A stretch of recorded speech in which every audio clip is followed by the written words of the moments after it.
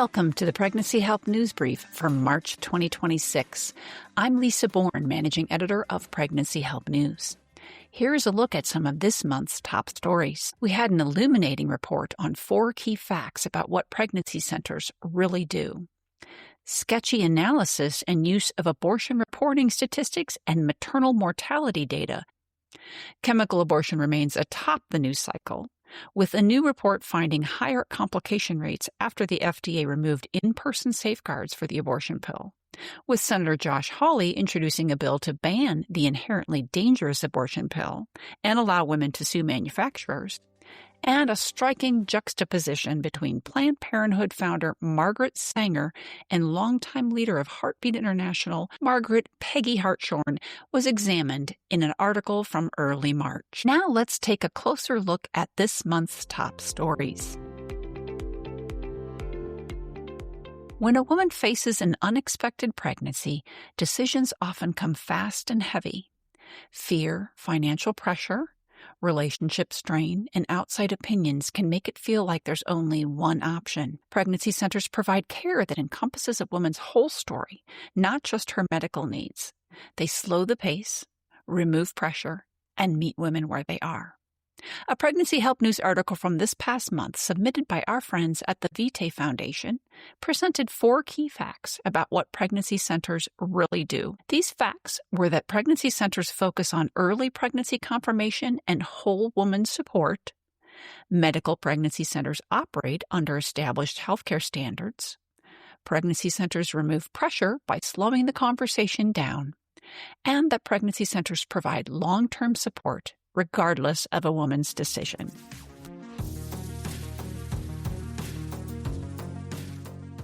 Our writer Patty Knapp penned an article about pro-abortion researchers ignoring significant relevant data to make the claim that abortion bans will expose women giving birth to 44 to 70 times higher a mortality risk than from abortion. David Reardon, director of the Elliott Institute, associate scholar with the Charlotte Lozier Institute, and a researcher on the after effects of pregnancy loss on women, responded to the study's purported results that failed to take into account that abortion reporting is voluntary in the U.S. and skewed.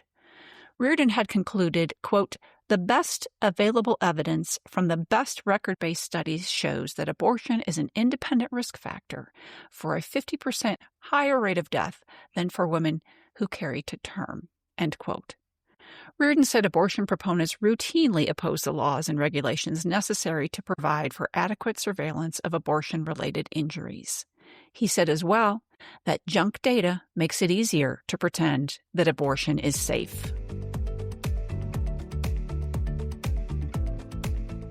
A newly released analysis from the Ethics and Public Policy Center suggests that removing federal safety requirements from the abortion pill has increased risks for women, particularly when the drug is prescribed without an in-person medical visit.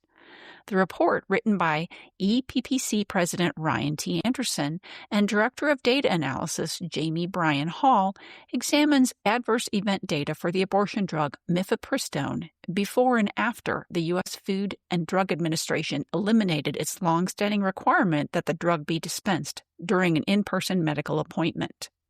This new analysis builds on the largest known study of the abortion pill, which Dr. Anderson and Hall co-authored and published last year. According to the analysis, the rate of serious complications following chemical abortion increased after the rule change.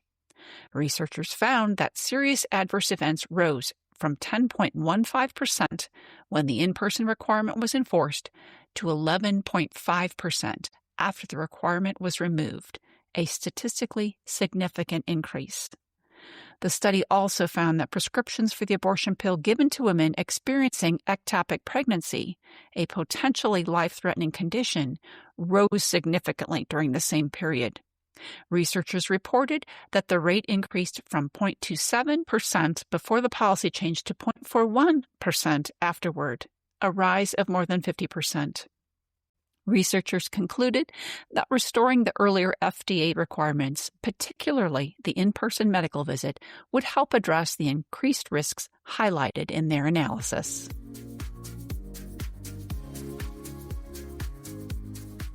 U.S. Senator Josh Hawley introduced legislation March 11th to ban chemical abortion drug mifepristone and allow women harmed by the drug to sue its manufacturers. Hawley's bill is titled the Safeguarding Women from Chemical Abortion Act. The legislation would withdraw the FDA's approval of mifepristone for abortion, make distributing and labeling mifepristone for pregnancy termination violations of the Federal Food, Drug, and Cosmetic Act, and create a private right of action for women harmed by chemical abortion to sue manufacturers for damages.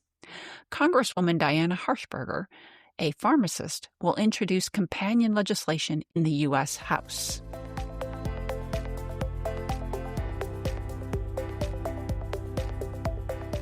Five women shared their personal experience with chemical abortion pill mifepristone and associated concerns, including coerced abortion, medical complications, and deception, at a press conference announcing proposed federal legislation to ban the drug and permit women to sue its manufacturers. The woman appeared at the press conference hosted by Senator Josh Hawley for introduction of his proposed bill to pull mifepristone from the market and create a private right of action for women harmed by the chemical drug to sue manufacturers for damages. Hawley introduced the Safeguarding Women from Chemical Abortion Act along with the five women who have taken mifepristone, giving their personal accounts of how the abortion drug harmed them.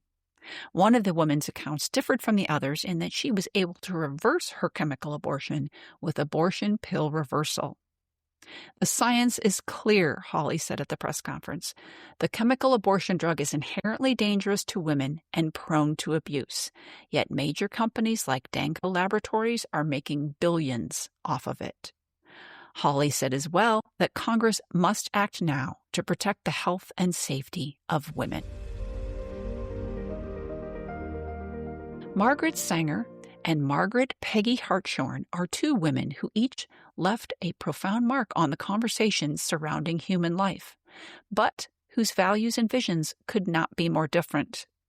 Heartbeat International Vice President of Communications and Marketing, Andrea Trudden, wrote an analysis of the contrast between these two women, whose lives draw sharp lines between competing worldviews.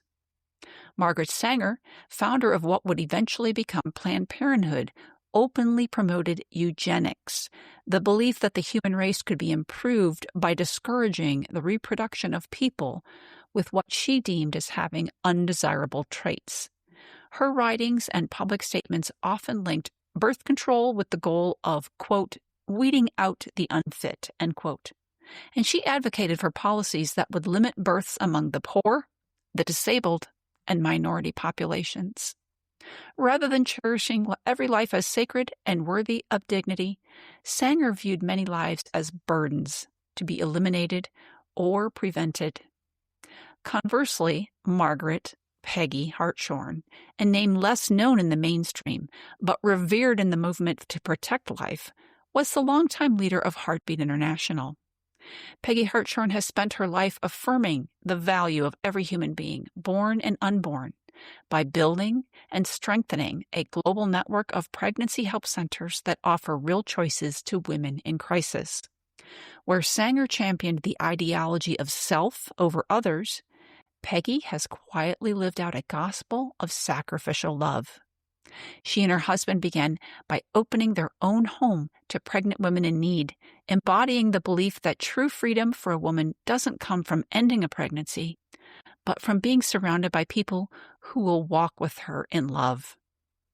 Peggy's legacy is one of hope and healing. Under her leadership, Heartbeat International has equipped pregnancy help organizations in over 100 countries to offer ultrasounds, maternity housing, post-abortion healing, and life-affirming care.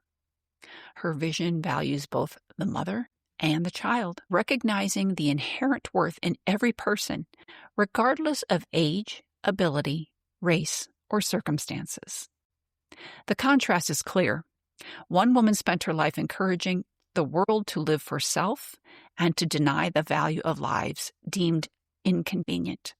The other has spent her life defending the dignity of all life and serving those in need with courage and compassion.